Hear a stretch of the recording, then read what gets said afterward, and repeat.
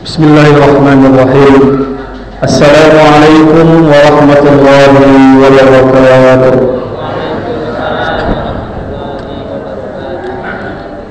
Alhamdulillah bini'matihi tatimmus shalihat wa bifadlihi tatanazzalu al-khairat wal barakah. Ashhadu an la ilaha illallah wa ashhadu anna Muhammadan abduhu wa rasuluhu la nabiyya wa la rasula ba'd. Allahumma salli wa sallim ala sayyidina Muhammad wa ala alihi wa ashabihi ajma'in. Rabbi shrah li sadri wa yassir li amri wahlul 'uqdatam min lisani yafqahu qawli. Allahumma barik lana fi Rajab wa Sya'ban wa ballighna Ramadan. Allahumma rzuqna ilman nafi'an. Allahumma rzuqna futuhal 'arifin. Allahumma inna na'udzubika min ilmin la yanfa'. Allahumma faqihna fid din wa 'allimna at-ta'wil. Subhanaka la ilma lana illa ma 'allamtana innaka antal 'alimul hakim. Radina billahi rabban wa bil islam dinan wa bi Muhammadin sallallahu alaihi wasallam nabiyyan wa rasulan wa bil Qur'ani imama wa bil Ka'bati qiblah wa bil muslimina wal muslimati ikhwana. Sama-sama kita hormati pengurus Masjid Al-Kautsar. Semoga pengurus Allah berikan kesehatan dan bisa melayani jamaah dengan semaksimal mungkin. Para hadirin, para tamu-tamu Allah yang dimuliakan Allah Subhanahu wa taala. Di antara nikmat yang harus kita syukuri dan memang pantas kita mensyukurinya adalah nikmat keimanan dan keislaman yang masih Allah berikan kepada kita. Sahabat-sahabat Rasulullah sallallahu alaihi wasallam ketika bertemu dengan Rasulullah bertanya kabar mereka, "Kaifa asbahtum?" Bagaimana kabar kalian pada pagi hari ini? Sahabat menjawab dengan asbahna mu'minan billah. Kami di pagi hari ini dalam keadaan beriman kepada Allah Subhanahu wa taala. Artinya apa? Sahabat tidak hanya mensyukuri nikmat kesehatan, sehat walafiat yang Allah berikan kepada mereka, namun sahabat juga mensyukuri nikmat keimanan yang masih Allah istiqamahkan dalam hati mereka.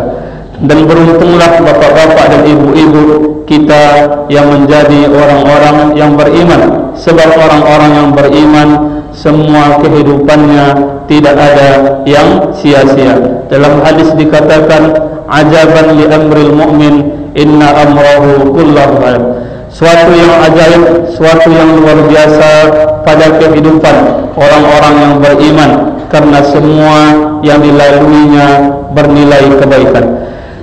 In asabathu sarra syakara fakana khairan lahu. Orang-orang yang beriman, bapak-bapak dan ibu-ibu, kalau hidup kita dimudahkan, kita banyak rezeki, anak-anak soleh dan soleha, karir, pangkat selalu naik, meningkat, maka orang-orang yang beriman tidak lupa berterima kasih kepada Allah Subhanahu wa taala. Ketika Allah berikan nikmat harta banyak, mereka membayar zakat hartanya, mereka juga bersedekah, berinfak, berwakaf dan amalan-amalan sunnah lainnya.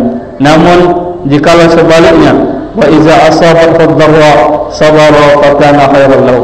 Jikalau dalam kehidupan orang-orang yang beriman ada onak dan duri, banyak rintangan dalam kehidupannya, masalah keluarga, ada penyakit yang ditimpakan Allah Subhanahu wa taala, maka orang-orang yang beriman tidak menyalahkan orang lain dan wal iyazubillah apalagi menyalahkan Allah Subhanahu wa taala. Mereka menjadi abdan sabura, menjadi hamba Allah yang bersabar. Artinya apa?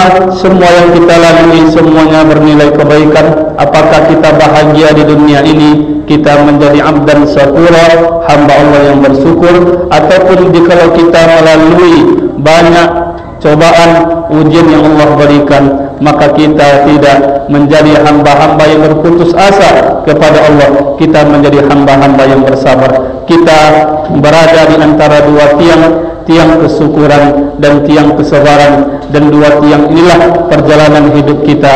Dan jikalau kita jalani dengan kedua hal ini, insya Allah dalam kehidupan kita tidak ada yang sia-sia. Maka berbahagialah menjadi orang-orang yang beriman.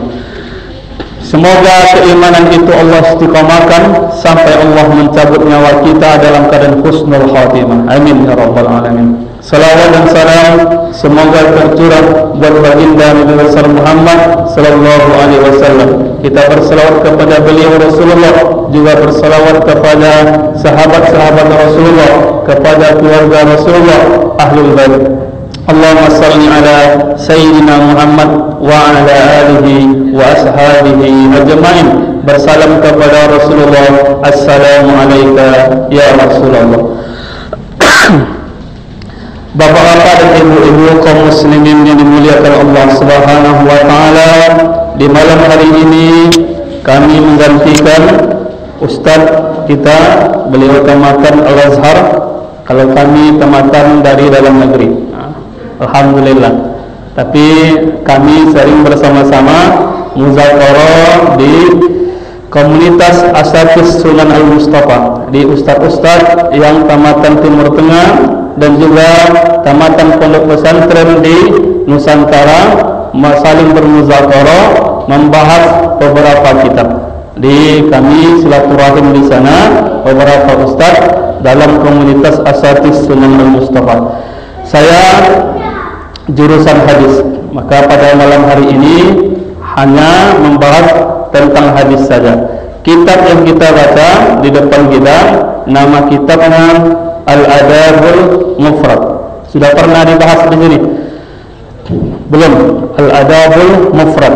Kitab ini dikarang oleh ulama besar dalam ilmu hadis, Imam Al-Bukhari. Nah, kita sering mendengar hadis riwayat Imam Bukhari. Ternyata Imam Bukhari tidak hanya memiliki kitab yang bernama Sahih Al-Bukhari, namun ada juga kitab yang lain, kitab hadis, namanya Al-Adabul Mufrad. Apa nama kitabnya? Al-Adabul Mufrad. Kitab ini disusun oleh Imam Al-Bukhari, tujuannya adalah hadis-hadis yang berbicara tentang adab dan akhlak. Tujuannya apa? Supaya umat Islam beradab dan berakhlak dalam kehidupan sehari-hari sebagaimana yang dicontohkan, yang disampaikan oleh Rasulullah sallallahu alaihi wasallam. Kita baca beberapa hadis pada malam hari ini, semoga Allah memberkati kita. Qala Rasulullah sallallahu alaihi wasallam, bersabda Rasulullah sallallahu alaihi wasallam, ala unabbi'ukum bi akbaril kaba'iri salasan. Kata Rasulullah kepada sahabat, maukah kalian saya berikan informasi yang penting tentang induk dari dosa-dosa besar. Salasan, Rasulullah mengulangnya sampai 3 kali. Qalu bala ya Rasulullah. Sahabat serentak menjawab, tentu ya Rasulullah, kami ingin mengetahuinya. Qala, kata Rasulullah, al-israfu billah, induk dari dosa-dosa besar yang pertama melakukan kesyirikan kepada Allah. Wa uququl walidain, induk yang kedua durhaka terhadap kedua orang tua.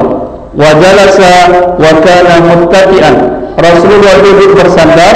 Yang ketiga ini Rasulullah menegakkan tulang punggungnya, artinya sangat penting. Ada wa qaulu zur, induk dosa besar yang ketiga bersumpah palsu. Dari hadis ini menyebutkan ada 3 induk dari dosa besar. Nanti kita bahas satu persatu. Sebelum kita bahas itu, yang pertama, dalam hadis ini ada 3 penguatan, ada 3 taukid, dalam bahasanya taukid, jadi penguatan. Yang pertama, Rasulullah memakai kalimat fi'il unabbi'ukum, artinya kabar. Unabbi'ukum itu artinya adalah kabar yang sangat besar. kalau kita membaca surat An-Naba, unabbi'ukum, unabbi'u itu fi'ilnya, kalau isimnya An-Naba. Kalau kita baca surat An-Naba, amma yatasa'alun anin naba'il azim, mereka bertanya tentang apa? Tentang kabar atau peristiwa yang sangat besar. Jadi lafaz dalam hadis ini memakai kata unabbi'ukum, artinya bahwa isinya adalah sangat penting. Yang kedua, Rasulullah memakai isim tabdil. Isim tabdil itu apa? Akbar. Akbar itu artinya paling besar. Arham, paling penyayang, yang wazannya af'alu. Maka dosa-dosa besar itu banyak. Dosa-dosa besar itu banyak. Tapi di sini dikuatkan lagi, ada yang paling besar di antara dosa-dosa besar, yang tiga tadi. Jadi sudah dua penguatan. Unabbi'ukum ada isim tabdil, yang ketiga salasan. Rasulullah mengulang sampai 3 kali. Kalau kita mendidik anak sebagai guru, sebagai dosen, kalau menyampaikan informasi penting, maka supaya anak-anak kita melekat atau informasi itu lama di kepalanya, biasanya kita pakai metode diulang-ulang. Dan ini adalah metode yang dilakukan oleh Rasulullah sallallahu alaihi wasallam. Begitu juga imam kalau membaca ayat-ayat yang memberikan informasi, memberikan pelajaran-pelajaran hikmah yang sangat besar, maka imam dianjurkan mengulang-ulang sampai 3 kali, supaya pesan dari ayat tersebut sampai kepada jemaah. Dan ini juga diajarkan, dicontohkan oleh Rasulullah sallallahu alaihi wasallam. Apa induk dari dosa-dosa besar? Yang pertama, melakukan kesyirikan. Ulama berkata, kenapa syirik induk yang pertama? Jawaban ulama, karena dampak kalau orang sudah melakukan kesyirikan, dampaknya juga besar. Ibu-ibu dan bapak-bapak, wal'iyazubillah, ada orang melakukan kesyirikan bertahun-tahun, puluhan tahun dia menjaga salat berjamaah, puluhan tahun dengan salat wajib, salat sunat, puasa wajib, puasa sunat, sedekah wajib dengan sedekah sunat, baik kepada orang, kepada keluarga, tetangga, tapi dalam hidupnya melakukan kesyirikan. Ibadah yang khusyuk sebelumnya, ibadah amal soleh yang ikhlas karena Allah sebelumnya terhapus, tidak ada gunanya kalau sekali saja melakukan yang namanya syirik. Maka itu dampaknya sangat besar. Sekali saja melakukan kesyirikan, ibadah amal soleh yang susah payah dilakukan puluhan tahun tidak ada gunanya lagi. Maka inilah kenapa dosa syirik itu induk dari dosa-dosa besar. Berbeda dengan saudara-saudara kita yang mu'allaq. Kalau mereka mu'allaq, dosa-dosa yang berlalu diampuni oleh Allah Subhanahu wa taala. Maka kita dianjurkan minta doa kepada orang yang baru masuk Islam karena mereka bersih, putih, dan insyaallah doa mereka mustajab di sisi Allah Subhanahu wa taala. Tapi berbeda dengan musyrik dan murtad, karena mereka ketika mereka musyrik dan murtad, maka mereka sudah menanggung dosa besar dan ibadah-ibadah yang telah dilakukan sebelumnya sudah terhapus. Maka inilah kenapa dosa syirik induk dari dosa besar yang pertama. Itu yang pertama jawabannya. Yang kedua, kalau orang melakukan kesyirikan, iman sudah tercabut dalam dirinya. Jadi kalau orang sudah melakukan dosa syirik, tidak pantas lagi dipanggil orang-orang yang beriman, karena keimanan sudah hilang kalau sudah melakukan kesyirikan. Sudah dua. Yang ketiga, Allah haramkan surga. Maka kaidahnya kalau Allah haramkan surga, pasti masuk neraka. Yang keempat, Allah berlepas diri dari orang yang melakukan kesyirikan. di rahmat Allah tidak sampai kepada orang yang melakukan dosa syirik. Kalau kita sebagai anak, orang tua tidak memperdulikan kita, maka kita akan susah, menderita. Sebagai bawahan, pimpinan atasan tidak memperdulikan kita, maka kita juga akan menderita. Begitulah, kalau Allah tidak memperhatikan kita lagi, maka hidup kita dalam bahaya dan tidak akan selamat. Dan orang dalam keadaan bahaya tersebut adalah orang-orang yang melakukan kesyirikan, karena Allah tidak memperdulikan mereka lagi. Jadi begitulah hukum bagi orang yang melakukan dosa besar yang bernama syirik. Negara kita mayoritas beragama Islam, adalah 86 penganut Muslim di Indonesia. Tapi sayangnya praktek kegiatan-kegiatan yang berisi kesyirikan seakan-akan diberikan ruang, diberikan medianya. Kita dahulu melihat di televisi ada iklan, kalau kalian lahir di hari ini, di malam ini, di hari ini, di malam ini, maka tidak cocok pekerjaannya ini. Kirim SMS ke nomor ini. Sebelum ada HP Android, masih SMS. Itu adalah menjurus kepada kesyirikan. Biasanya di akhir tahun ada ramalan-ramalan, ada tukang ramal, dan itu biasanya ditampilkan di media nasional. Nanti katanya di tahun depan akan terjadi bencana. Dan itu ramalan-ramalan yang biasa saja, ramalan-ramalan yang bersifat umum, karena memang negara kita negara langganan bencana. Jadi jangan cepat percaya dengan ramalan tersebut. Apa katanya lagi, tahun depan artis banyak yang bercerai. Memang artis kesukaannya bercerai.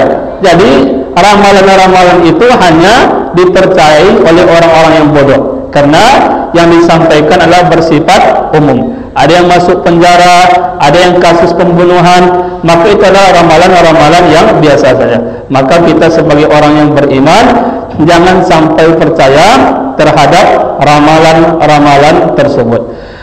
Jadi induk dari dosa besar bernama kesyirikan.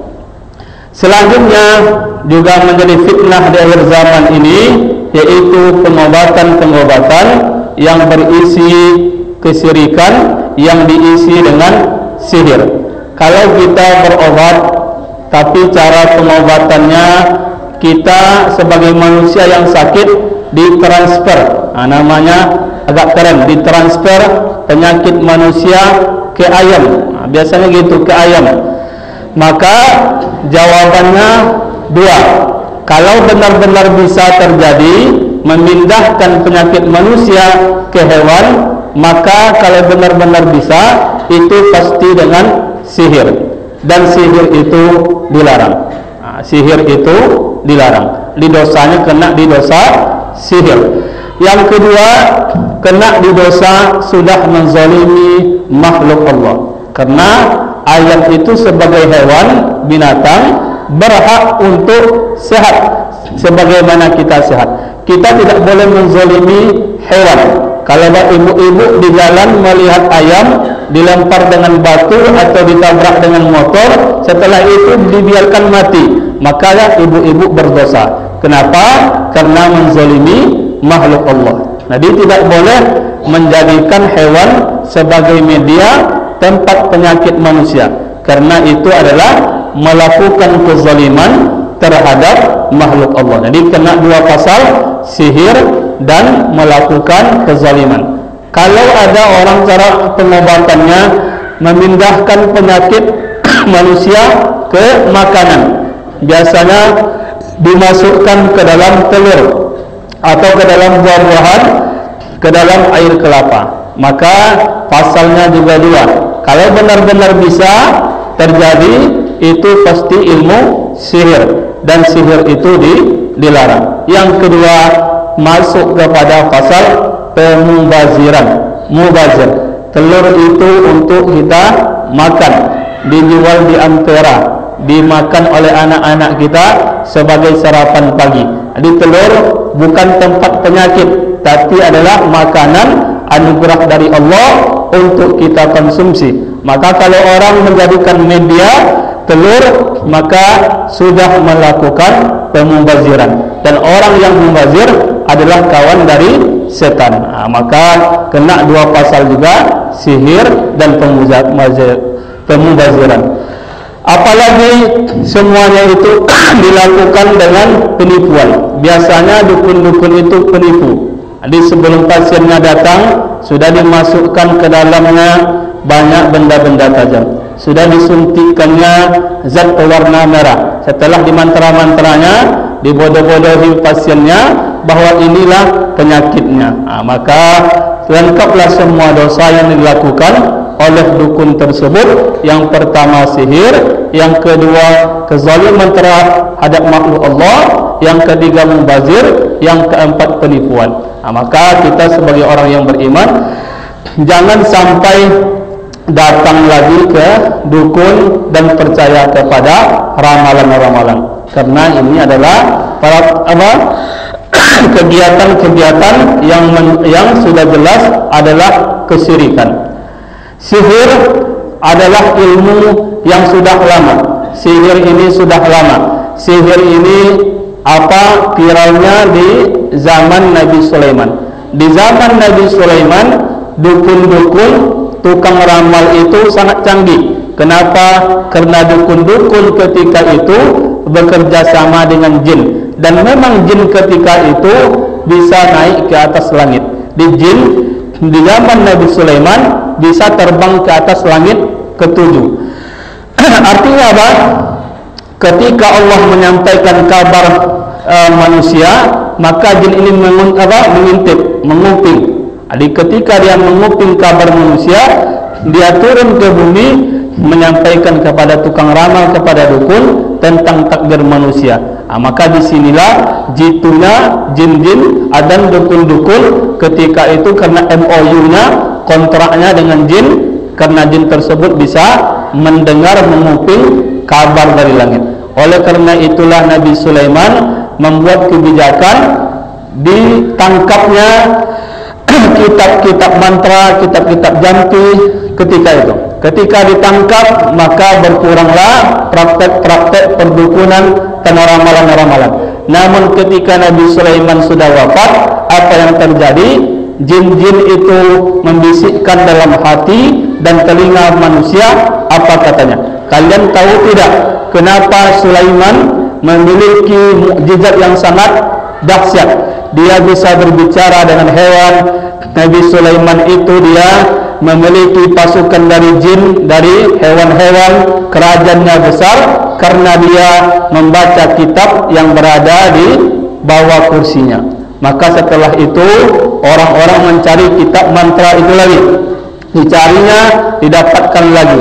Maka setelah itu Allah menurunkan 2 malaikat dalam surat Al-Baqarah. Apa bunyi ayatnya? Bisa nanti dibaca, surah Al-Baqarah ayat 102. Ini biasa dibaca oleh ustaz kita ketika meruqyah. A'udzubillahi minasyaitonir rajim. Wattaba'u ma tatlu asyayatin 'ala mulki Sulaiman wa ma kafara Sulaiman walakinna asyayatin kafaru yu'allimuna an-nasa as-sihra wa ma unzila 'ala al-malakaini bi Babila Harut wa Marut wa ma yu'allimani min ahadin hatta yaqula innama nahnu fitnatun fala takfur. Di setelah Nabi Sulaiman wafat, diturunkan 2 malaikat Harut dan Marut. Di Harut dan Marut itu adalah malaikat. Apa tujuan Harut dan Marut ini diturunkan? Mengajarkan sihir juga. Di ibarat sekarang pesulap merah, dia membongkar praktek-praktek perdukunan dengan mengajarkan sihir juga. Tapi katanya innama nahnu fitnatun fala takfur. Sihir ini adalah fitnah, maka kalian jangan menjadi orang yang kufur, kafir. Jadi dia mengajarkan sihir tapi menunjukkan bahwa sihir itu sesat, salah dan dosa besar. Jadi itulah tujuan dari diturunkannya 2 malaikat ini, Harut dan Marut. Ibarat polisi dibuat reka adegan ulang. Reka adegan ulang itu bukan untuk kita tiru, tapi untuk kita waspada dan berhati-hati. Jadi begitulah cara Allah menurunkan dua malaikat Harut dan Marut untuk menumpaskan sihir di zaman Nabi Sulaiman. Jadi sihir itu sudah barang lama. Apa yang mereka pelajari? Fayata'allamuna minhuma ma yufarriquna bihi bainal mar'i wa zawji. Sihir yang sangat tinggi itu adalah bisa memisahkan antara suami dan istri. Dan itu sudah lama. Jadi kalau ada orang yang menyihir orang, membuat suami dan istri selalu bertengkar, walaupun tidak semuanya karena sihir. Ada juga orang yang hobi bertengkar, tapi ada juga sihir yang bisa membuat orang bertengkar, ujung-ujungnya bercerai. Dan ini adalah sihir yang paling tinggi, yang membuat setan itu tertawa terbahak-bahak. Maka berhati-hatilah. Maka kita berlindung kepada Allah di rumah kita dengan selalu membaca Al-Quran, membaca surat-surat pilihan. Semoga kita tidak terkena oleh sihir-sihir dari orang-orang yang dengki dalam kehidupan bahtera rumah tangga kita. Ada sihir yang membuat kita supaya kita cepat bercerai antara suami dan istri. Maka banyak-banyak berzikir, beristighfar, dan hidupkan membaca Al-Quran di rumah. Semoga kita terhindar dari sihir, dari orang-orang yang dengki dalam kehidupan kita. Tapi ingat, jin di zaman Nabi Sulaiman, mereka bisa terbang ke atas dan menguping berita langit. Tapi ingat, ketika Nabi Muhammad dilahirkan, terkunci pintu langit tersebut. Artinya apa? Kalau ada orang sekarang mengatakan dia tahu kabar tentang ramalan masa depan orang, tahu apa peristiwa yang terjadi di masa depan, maka 100% dia berbohong. Dia berbohong. Dan kalau jin itu menyampaikan, maka jin itu yang berbohong. Kenapa? Karena ketika Nabi Muhammad dilahirkan, pintu langit sudah terkunci, tertutup, artinya tidak bebas lagi seperti di zaman Nabi Sulaiman. Maka di zaman ini jangan sampai kita percaya lagi dengan ramalan-ramalan, karena barokah dari maulidnya Nabi Muhammad, pintu langit tersebut sudah terkunci. Maka kita umat Islam jangan sampai ibadah yang banyak tersebut, amal soleh, hilang sekejap saja. Kenapa? Karena melakukan kesirikan. Jadi ini syirik yang bersifat zahir, datang ke dukun, percaya peramal, itu zahir. Tapi ada syirik secara khafi, secara sembunyi-sembunyi. Apa contohnya? Azan sudah, waktu salat sudah masuk, azan sudah berkumandang, tapi apa yang terjadi? Kita sibuk dengan pekerjaan, sibuk dengan hobi permainan. Maka itu termasuk wal-iyazubillah syirik bersifat khafi. Artinya apa? Kita lebih menyembah kepada kesibukan, kepada pekerjaan, kepada permainan daripada menyembah Allah Subhanahu wa taala. Maka syirik yang khafi ini yang masih banyak dilakukan oleh kaum muslimin dan muslimat sekarang ini. Ada jabatan, tapi kata atasannya, jabatan ini bisa didapatkan kalau kamu setor pangkalnya dulu. Kata istrinya, kapan lagi kita mendapatkan kesempatan ini? Maka bayarlah. Karena menyembah jabatan sanggup melanggar syariat. Maka ini ditakutkan adalah syirik tapi bersifat khafi. Jadi menyembah jabatan, menyembah harta, menyembah kesibukan, melalaikan dari menyembah Allah Subhanahu wa taala. Jadi kita berlindung. Syirik secara zahir, insyaallah kita tidak akan datang lagi kepada dukun peramal. Tapi syirik secara khafi ini, marilah kita berusaha untuk menjauhinya dan mengalahkannya. Jangan sampai kita dikalahkan oleh kesibukan pekerjaan dan permainan dari menyembah Allah Subhanahu wa taala. Jadi induk yang pertama adalah syirik. Yang kedua, induk dari dosa besar yang kedua adalah durhaka terhadap ibu dan bapak. Jadi ini termasuk induk dosa besar yang kedua di bawah syirik. Kenapa bisa durhaka itu induk dari dosa besar? Karena Allah dalam Al-Quran bisa kita cek, baca, selalu Allah sebut namanya, dan setelah itu Allah suruh kita berbuat baik kepada kedua orang tua. Selalu begitu redaksi di dalam Al-Quran. Dalam surat apa? Wa qada rabbuka alla ta'budu illa iyyahu wa bil walidaini ihsana. Allah sudah memerintahkan kalian sembahlah Allah, jangan menyekutukannya. Setelah itu Allah menyebutkan berbuat baik kepada kedua orang tua. La tusyrik billah, jangan menyekutukan Allah. Setelah itu wabil walidaini ihsana, setelah itu berbuat baik kepada kedua orang tua. Jadi orang tua itu dalam agama Islam di satu bawah tingkatan di bawah Allah Subhanahu wa taala. Artinya apa? Durhaka terhadap kedua orang tua itu satu tingkatan di bawah dosa syirik dan termasuk induk dari dosa besar. Maka kita sebagai anak masih hidup orang tua kita, hubungan kita itu sebagai anak tidak pernah putus walaupun orang tua kita sudah meninggal. Ketika orang tua kita masih hidup, kita berbakti. Ketika orang tua kita sudah meninggal, kita juga berbakti. Bagaimana cara berbaktinya supaya orang tua kita tersenyum bahagia yang telah meninggal sekarang ini? Caranya banyak mendoakannya, bersedekah dan diniatkan untuknya, membaca ayat Quran untuknya. Insya Allah semuanya itu akan membuat orang tua kita naik levelnya dan bahagia di alam barzakh. Di hubungan dalam Islam ini tidak pernah terputus kecuali orang tua kita non muslim. Kalau orang tua kita non muslim, kewajiban kita hanya di masa hidup saja.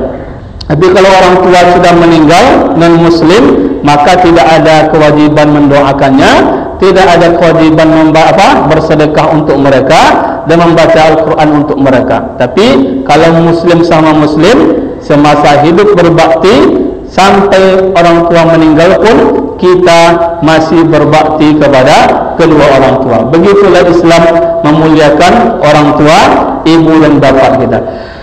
Mungkin kita melihat ada orang yang melakukan dosa, dia jarang sholat tapi rezekinya banyak, jarang bersedekah, pangkat jabatannya selalu naik. Tapi jangan sampai kita tertipu melihat orang tidak sholat, rumah besar, mobil banyak, kita yang sholat, dompet selalu menipis. Tapi jangan tertipu seperti itu, karena itu juga permainan-permainan dari setan. Mungkin azab bagi orang yang melalaikan sholat, tidak sholat tersebut, mungkin Allah tunda. Allah dengan kasih sayangnya, rahmannya masih menunggu hambanya bertobat. Di ini bentuk kasih sayang Allah. Kalau ada hambanya yang tidak sholat, Allah masih menunggu sampai akhir hidupnya dia bertobat. Itu jawaban yang pertama. Yang kedua, mungkin itu istidrak. Istidrak adalah orang diberikan dunia, ketika itu dia melanggar syariat. Bahaya, berhati-hati. Kalau kita hidup kita lancar-lancar saja, rezeki banyak, duit banyak, tapi ketika itu kita tidak sholat, tidak puasa, jarang ke masjid, itu pasti istidrak. Nah, rumus istidrak itu adalah dunia diberikan, syariat selalu ditinggalkan atau dilanggar. Istidrak itu diberikan dunia, kita naik sampai ke level tertinggi. Sudah bintang 3, bintang 4 langsung Allah jatuhkan. Maka akan begitu sakitnya.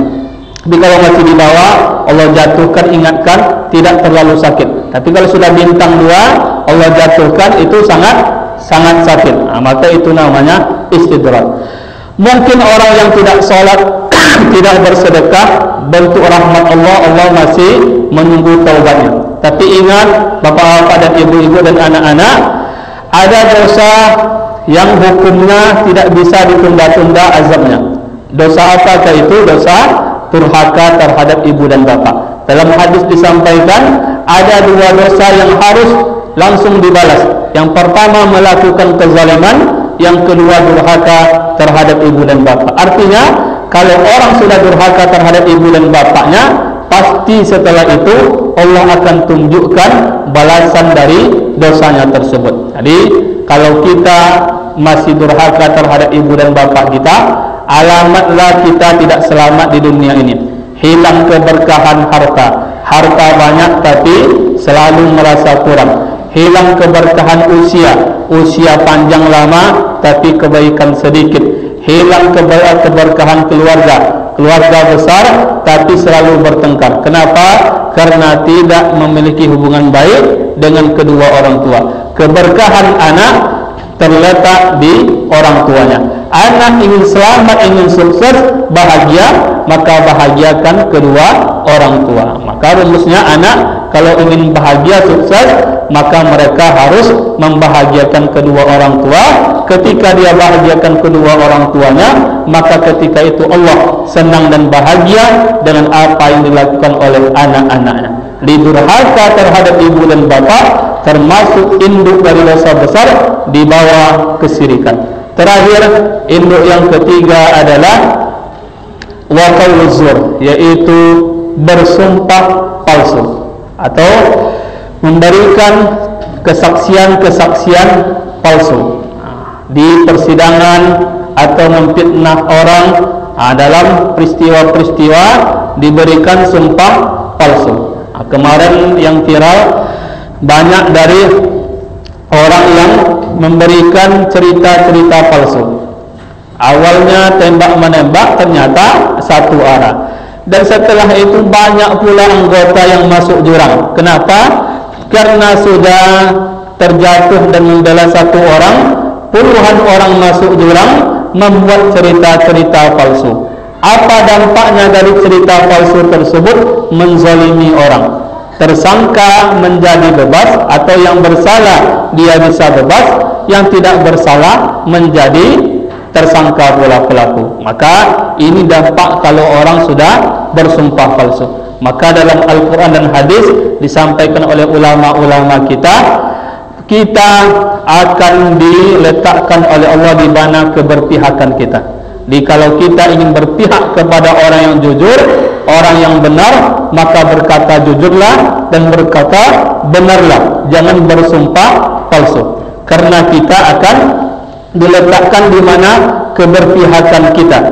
Meskipun peristiwanya di Jakarta sana, tapi kita di Pekanbaru seakan-akan menulis di status media sosial, seakan-akan status kita membela koruptor, seakan-akan status kita membela orang yang salah, pelaku kriminal. Meskipun status ini tidak ada dampaknya, tapi Allah tetap menghukum kita di mana kita berpihak. Maka berhati-hati, jaga status-status, jangan sampai kita menulis status tapi berpihak kepada orang-orang yang jahat. Seperti cerita cicak dengan katak. Bagaimana ceritanya? Ketika Nabi Ibrahim dibakar, datanglah dua hewan ini, cicak dengan katak. Dua hewan ini saling meniupkan api, tapi yang Allah lihat di mana keberpihakan dan niatnya.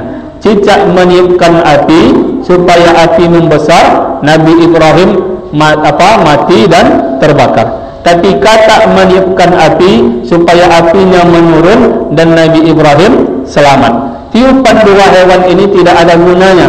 Bagaimanalah kekuatan tiupan cicak dengan katak? Tapi Allah meletakkan dalam sejarah cicak di pihak yang salah, katak di pihak yang benar. Kenapa? Karena yang Allah nilai adalah di mana keberpihakan kita. Meskipun yang kita lakukan sedikit, namun itu tetap Allah balas dan Allah letakkan kita di mana kita berpihak. Kita ajarkan kepada anak-anak kita, berpihaklah kepada orang yang baik, orang yang soleh, orang yang jujur. Insya Allah kita akan dikumpulkan bersama mereka di surga. Tapi kalau kita berpihak dengan orang yang koruptor, yang menzalimi orang, suka berbohong, kita juga akan diletakkan di neraka bersama mereka. Berpihaklah kepada kebaikan. Masih ada waktu 4 menit lagi, 3 menit lagi. Bagaimana hukum menjadi pengacara? Ini saya sampaikan juga. Karena pengacara itu membela kliennya yang salah dan juga yang menjadi tersangka dan korban. Apakah rezeki atau honor yang dapat pengacara itu haram atau tidak baik, maka jawabannya baik, halal. Dengan syarat catatannya ada. Dalam hadis dikatakan unsur akhaka zaliman aw mazluman. Kata Rasulullah, tolonglah saudaramu yang melakukan kezaliman dan yang dizalimi. Jadi yang melakukan kezaliman juga ditolong, yang dizalimi juga ditolong. Bagaimana cara kita sebagai pengacara menolong orang yang sudah jelas-jelas korupsi misalnya atau membunuh orang? Maka caranya adalah mengusahakan supaya kliennya mendapatkan hukum yang adil sesuai dengan perbuatan. Jangan sampai yang dipaksa membunuh sama dengan otak pembunuhan. Maka disitulah tugas pengacara. Jangan sampai yang korupsi 10 juta sama dengan 10 miliar.